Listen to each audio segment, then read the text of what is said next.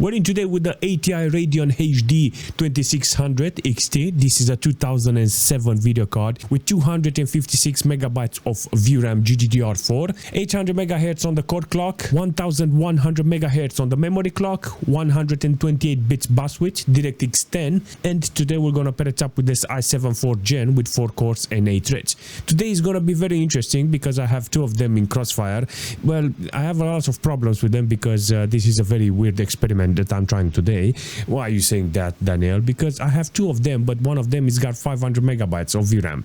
So this one is from Dell. This one is from Dell. It's got 256 megabytes of VRAM GDDR4, and the second one is MSI that has 512 megabytes of VRAM. The only problem I have, the moment I connected the Crossfire, I have enabled two of them in Crossfire.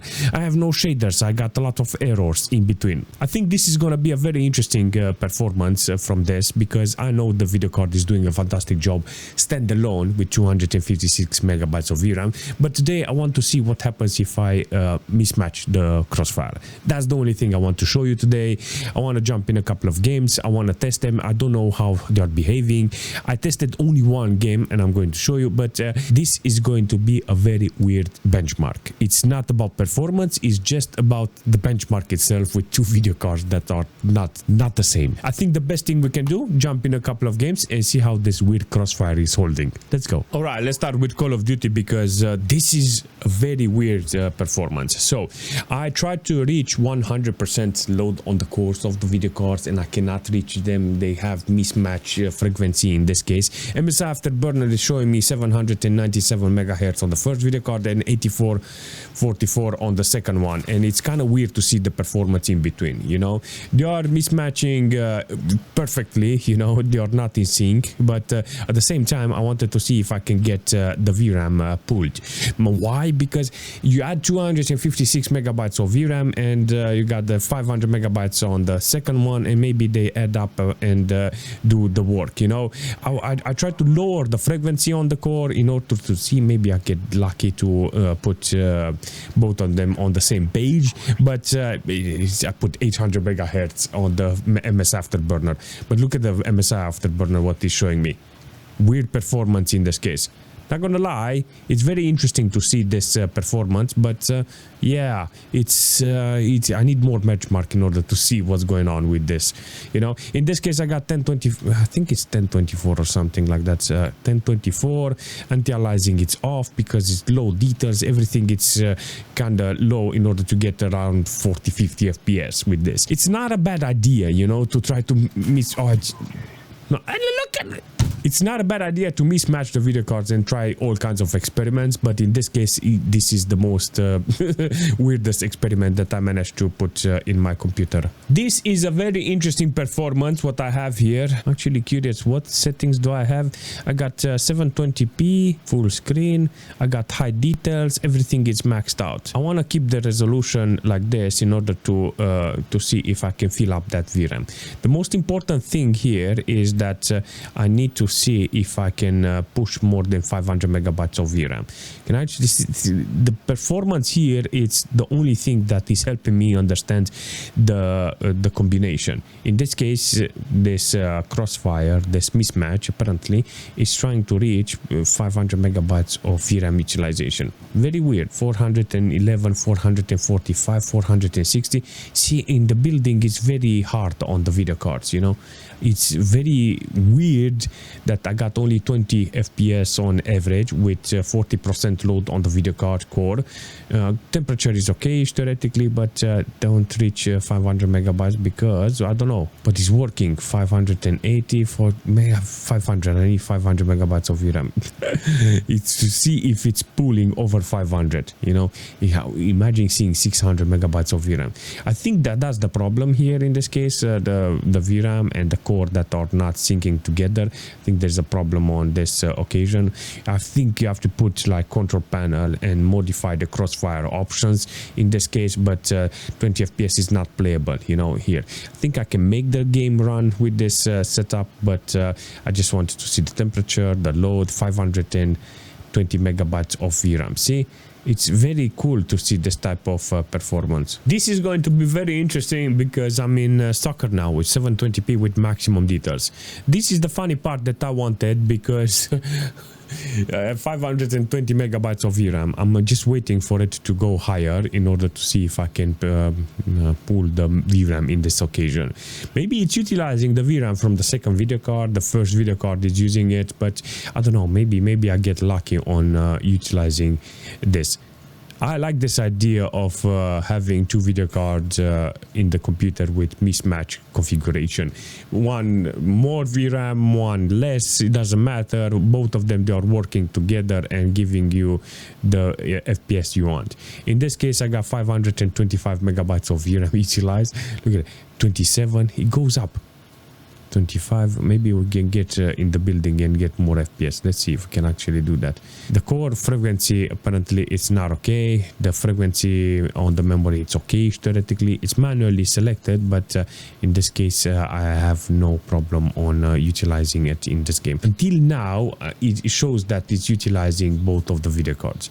Until now I'm not convinced, you know, because it didn't do more amount of VRAM. In this case with this video card and the second video card, you can actually see it's kind of weird, you know. Temperature is weird, is maximum fan speed, and there is a difference between the temperatures, but I'm guessing the thermal best quality in this case. I put in this case 1024 with ultra details. Look what I got, 731 megabytes of VRAM utilized. Yes, with 8 frames. So in this case ATI managed to do back in the days something really interesting. If you put two video cards that has 256 megabytes of VRAM with one 512 megabytes of VRAM, look at this, 733 megabytes of VRAM utilized. This is what I wanted. This is what I wanted to achieve. The load on the video cards are very mismatching, you know. Look at the code load. Sometimes it's actually working properly, sometimes it's not working properly. This is very interesting. So this game Skyrim managed to put the video card on the same page. You can actually see it's very hard to actually play the game. I think 1024, but with low details or something like that, because I got maximum, I think it's maximum core load in this case. Even if it's lagging, I love this idea. I love this idea of putting two video cards together. Doesn't matter the amount of VRAM, but you just add them together and trying to run the game as best they could. Based on this game, I know the performance of the video card.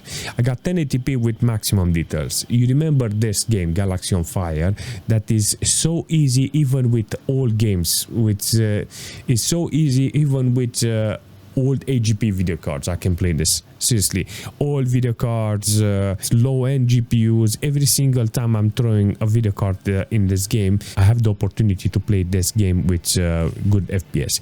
It's true, I put maximum details, but I'm gonna put low details to see how it's performing. I want to see if I can utilize some VRAM, but in this case you can see I got 500 megabytes of VRAM utilized and 50% load on the core. So now I'm gonna put it on low details and see how they are running. You can see 60 FPS, 20-30% load on the video card's core. I think 40-50% load on both of the video cards there. They are okay. I think that the moment it's reaching a specific frequency or a specific load, they cannot do because they are mismatched. You know, they have different type of specs, and maybe if they reach 40%, 30-40% load, then it's working okay. You see, now it's okay. I think if you don't hit that spot, you know, that is showing them that they are different, it's working really nice. 200 megabytes of VRAM. But all in all, I can say, you know what, this is the right thing to do, you know, to try matching them up properly, not what I'm doing today. But at the same time, I did manage to learn something, you know.